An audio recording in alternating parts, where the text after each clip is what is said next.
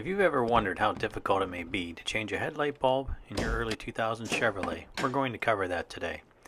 Often people try to reach up from the bottom or down from the top, squeezing their arms into the small space behind the headlight, trying to wiggle out the bulbs.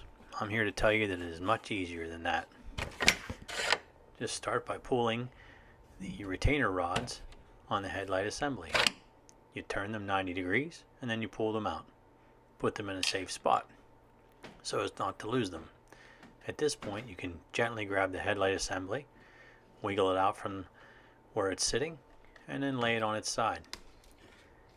On the driver's side, I'm going to take the bulbs out of the housing while they're still connected to the wiring harness. It's as simple as turning them clockwise, looking down from above. Set the headlight lens off to the side, and then find a screwdriver to gently pull open the tab on the bulbs and separate those from the wiring harnesses.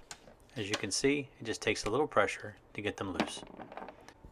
The low beam bulbs are the lighter colored bulbs, and there are 9006. They go toward the outside of the vehicle and they correspond with the lighter colored wiring plug. Pick up some bulb grease from your local auto parts store and put a generous amount inside the cavity of the bulb.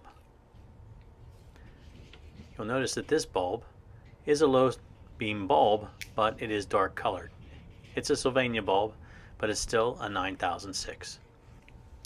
Now you take your headlight lens, use the outer hole towards the outside of the vehicle, and line up the stem on the bulb with the arrow on the back of the lens. Make sure that it's fully seated, and then turn it about 90 degrees until it seats.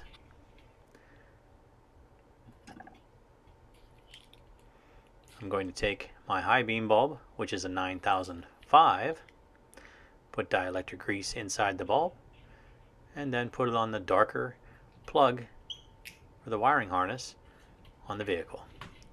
This will go on the inside hole of the headlight lens, again lining